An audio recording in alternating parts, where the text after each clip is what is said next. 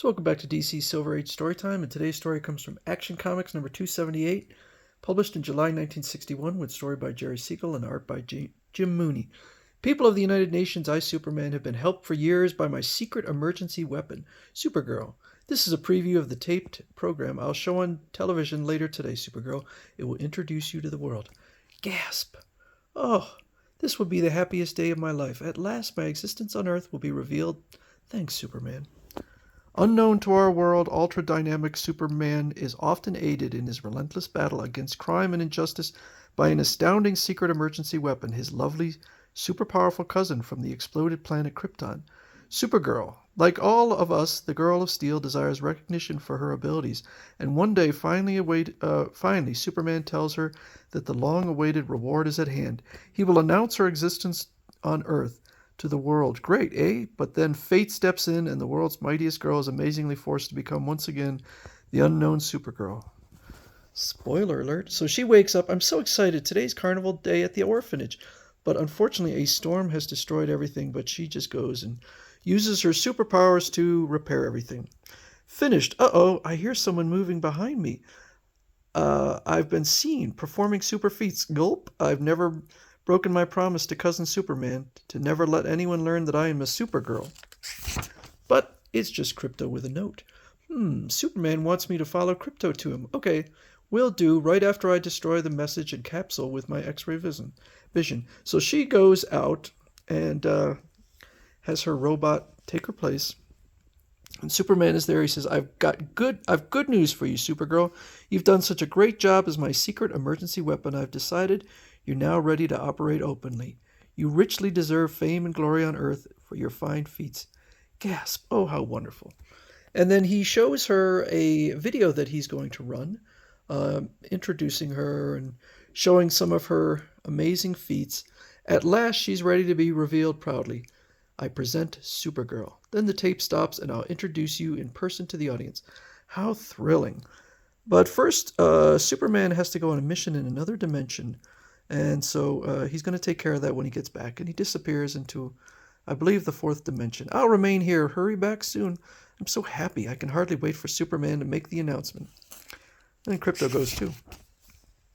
But after he leaves, a Kryptonite dust storm, a ring of Kryptonite dust, envelops the planet. And she starts feeling weak and has to dive into the ocean. My vision blurring, the pains are increasing. I'm too weak to escape into space. I'll dive into the sea. And she's kind of passing out, but then somebody grabs her. It's Jarrow, the teenage merman from Atlantis. I've met before and have a crush on. Like all people of Atlantis, he has telepathic powers and can read and transmit thoughts. And surely he read those thoughts you just had. And then she goes and she sees Lori Lemeris. Meanwhile, a scientist is talking. A ring of kryptonite dust now surrounds Earth. Unless Superman is in some lead-lined shelter, its radiations have either slain him or forced him to flee perhaps to another world. How terrible. What a calamity. But thieves of Earth are happy. Haha, without Superman around us, around us and the other mobs will run wild. Wild. So she's underwater, visiting Atlantis, and some of the information kind of conflicts with other stories we've read, particularly the one involving the Legion of Superheroes.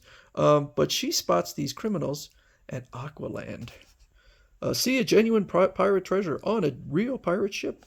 But they're going to rob the pirate treasure. I don't know why you would put an actual treasure instead of a fake one, but they have a plan. So the police show up, but they release this gas, and they hide in the whale. The gangsters have hidden with their loot inside that fake whale. They'll sneak out after the police leave. Their leader must have planned this strategy in advance.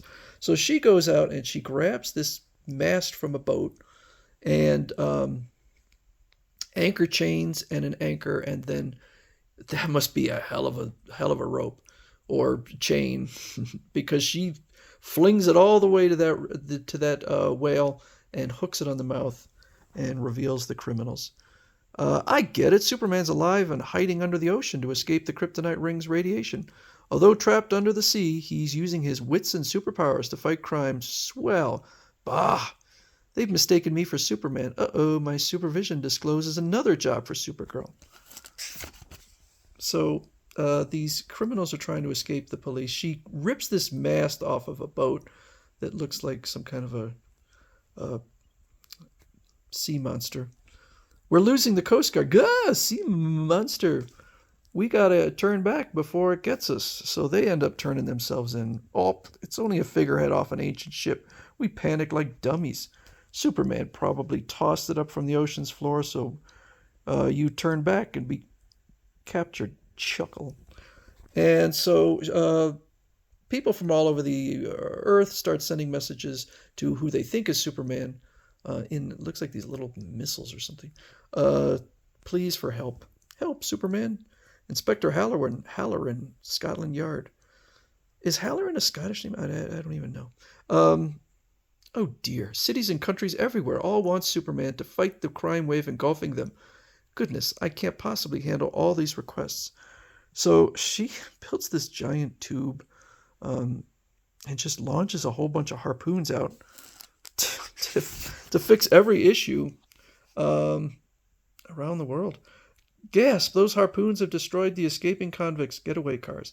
Blast, Superman! Why don't he mind his own business down there under the sea? And then she spots that the Kryptonite dust has moved on. Goodbye, Jero and Laurie. It was wonderful seeing you again. Come again soon. I'll be missing you. So she goes up, and Superman is back. So she's ready to have herself revealed. You did fine, Supergirl. Now let's fly to the television station. You remain in hiding while I arrange for the introductory tape to run off.